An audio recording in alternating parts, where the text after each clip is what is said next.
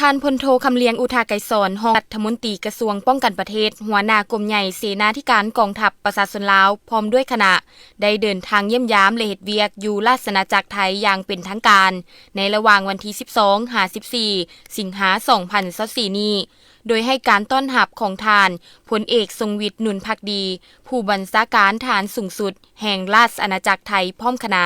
พิธีต้อนรับอย่างเป็นทางการได้จัดขึ้นอยู่กองบัญชาการฐานสูงสุดแห่งราชอาณาจักรไทยผู้บัญชาการฐานสูงสุดแนะนำคณะทั้งการฝ่ายไทยและนำพาฐานพลโทคำเลียงอุทาไกรสอนไปยังแทนเกียรติยศหัวหน้ากองเกียรติยศรายงานและเชิญกวดแถวเกียรติยศเขาหลบถุงชาติลาวไทยตามลำดับ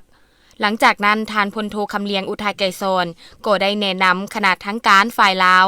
ภายหลังสำเร็จพิธีต้อนรับอย่างเป็นทางการก็ได้เข้าพบปะสองฝ่ายซึ่งฝ่ายลาวนำโดยทานพลโทคำเลียงอุทัยไกรสอนรองรัฐมนตรีกระทรวงป้องกันประเทศหัวหน้ากลุ่มใหญ่เสนาธิการกองทัพประชาชนลาวฝ่ายไทยนำโดยทานพลเอกทรงวิทย์ หนุนภักดีผู้บัญชาการฐานสูงสุดแห่งราชอาณาจักรไทยการพบปะในครั้งนี้นอกจากจะแมนการพบปะแลกเปลี่ยนปกติประจำปีแล้วก็ยังแมนเหตุการณ์หนึ่งที่สำคัญที่จะได้พร้อมกันตีราคาคืนมากผลการผัวพันหัวมือในระยะผ่านมาโดยเฉพาะแมนการหัวมือกันต้านและสกัดกั้นการก่อความบ่สงบอยู่ตามบริเวณชายแดนของสองประเทศเป็นต้นการสกัดกั้นการลักลอบเข้าเมืองผิดกฎหมายอาชญากรรมข้ามชาติการค้ายาเสพติดการฆ่ามนุษย์การฆ่าขายเถื่อนการฆ่าอาวุธและการก่ออาชญากรรมต่างๆที่ผิดกฎหมายต่อปัญหาดังกล่าวแม้นจะได้พร้อมกันจัดตั้งปฏิบัติและพร้อมกันผ่านผ่า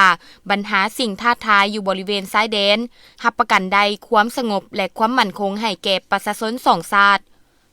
ผ่านการหัดแน่นการหัวมือสองกองทัพได้เอาใจใส่ป้องกันและประกอบส่วนเข้าในโครงเขตเศรษฐกิจสังคมของสองประเทศได้รับการพัฒนาดีขึ้นเป็นก้าวๆมีผลสำเร็จเป็นรูปธรรมหลายด้านในวันเดียวกันทานพลโทคำเลียงอุทาไกรสอนรองรัฐมนตรีกระทรวงป้องกันประเทศหัวหน้ากรมใหญ่เสนาธิการกองทัพประชาชนลาวพร้อมด้วยคณะได้เข้าเยี่ยมคำนับทานสุทินคั้งแสงรัฐมนตรีว่าการกระทรวงกลาโหมก่อนอื่นทานพลโทคำเลียงอุทาไกรสอนก็ได้แจ้งจุดประสงค์การเดินทางมาเยี่ยมย้ำในครั้งนี้โดยเฉพาะแมนได้สำเร็จผลเป็นอย่างดีในการพบปะสองฝ่ายกับผู้บัญชาการฐานสูงสุดให้ทานรัฐมนตรีว่าการกระทรวงกลาโหมแห่งราชอาณาจักรไทยได้รับทราบพร้อมนั้นทานสุทินคั้งแสงรัฐมนตรีว่าการกระทรวงกลาโหมก็ได้กล่าวแสดงความยินดีต้อนรับและทั้งอวยพรให้ทานพลโทคำเลียงอุทาไกรสอนพร้อมด้วยคณะจงประสบผลสำเร็จในการเดินทางมาเยี่ยมยามราชอาณาจักรไทยและเดินทางกลับคืนประเทศด้วยความสวัสดิภาพ